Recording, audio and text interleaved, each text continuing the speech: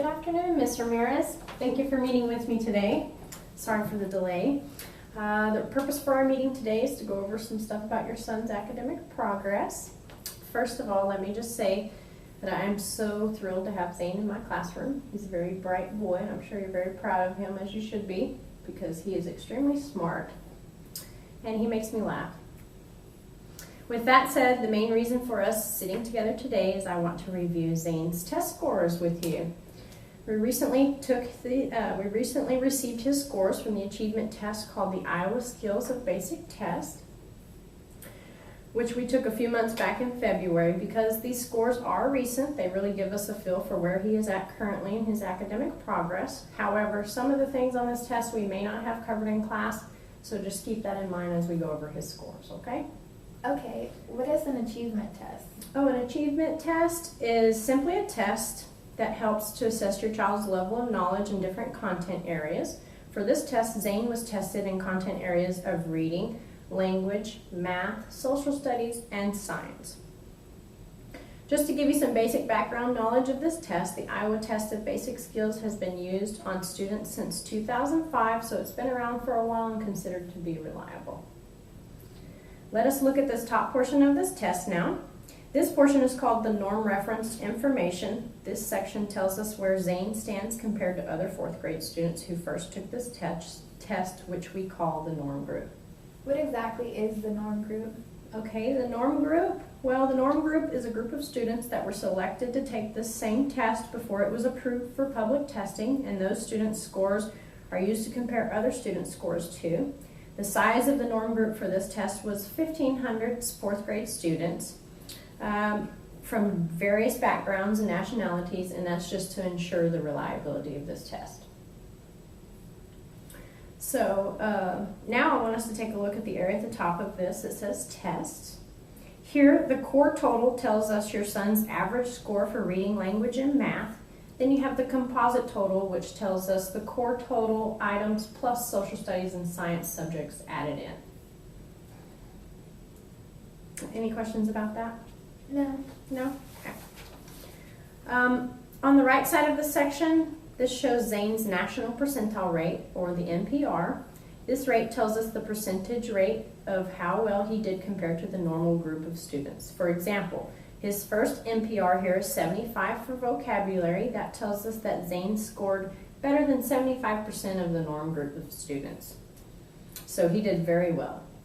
His lowest score was in spelling, which he received a score of 46. However, this is not bad because if you look at the bell curve here that I have, 46 is just barely below average. So he's still within the normal average range. Overall, he did very well on all his scores, as you can see here, because here's the normal range, and he's right about there where he needs to be. Why do the percentages have a band around the scores? Okay, the band here is, the reason for that is to allow room for errors. It's believed that every test has errors on it. So test makers establish what is called a standard error of measurement, and this measurement just basically allows for a cushion around the test scores, and it deviates plus or minus a few points. And that's just, again, just to ensure that his score is not due to errors. Are any of Zane's scores close to being outside the normal range? Yes, actually, he scored very high in his usage and expression, which was 85%. That puts him borderline for being above average here.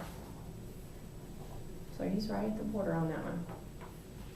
Now this SS here stands for standard score. What does that mean?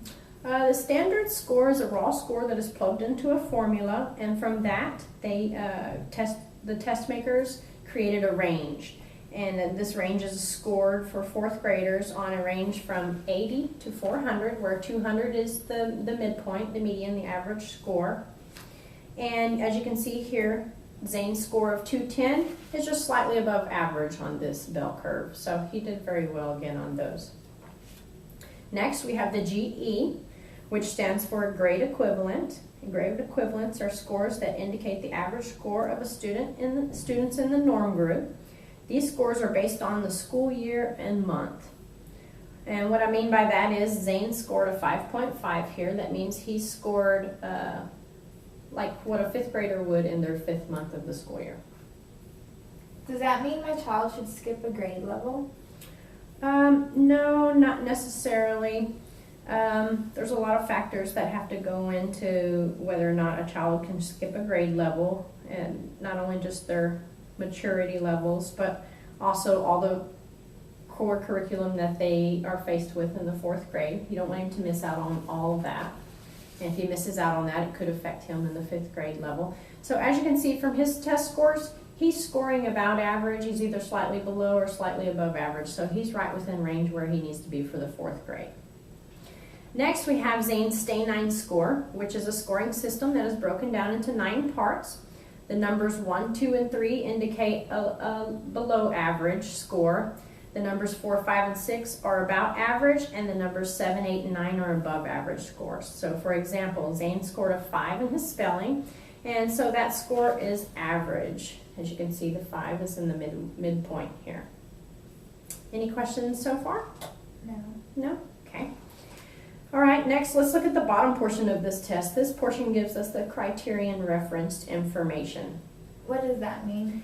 The criterion referenced information is simply information based on specific content areas. They break it down into the specifics. This portion of the test tells us how your son did in those areas. And I like to look at those scores. That way it helps me to see where I may have some gaps in my teaching and where also Zane may need some additional help. So go ahead and take a look at the list of these subtests area here and tell me if you have any questions in regards to that section. Yes. I see that Zane scored low in one area with capitalization. Okay. Should I be concerned about that? No, I don't think that there's any reason for you to be concerned about that, because as you see, there was only 3 questions, and he got all 3 of those questions wrong, but it's dealing with capitalizing names for organizations and groups, and we haven't really covered that in class, so it's kind of expected for him to score that way. The only thing I would suggest is when you're out and about, just point those out to him. When you see organizations' names and stuff, just emphasize with him, hey, Zane, you know, those are supposed to be capitalized, and I will try to do the same for him in class whenever we cover that chapter. Okay. For each of the content areas listed, you see at the top the total number of questions that Zane was asked, and this is the total number that he attempted to answer.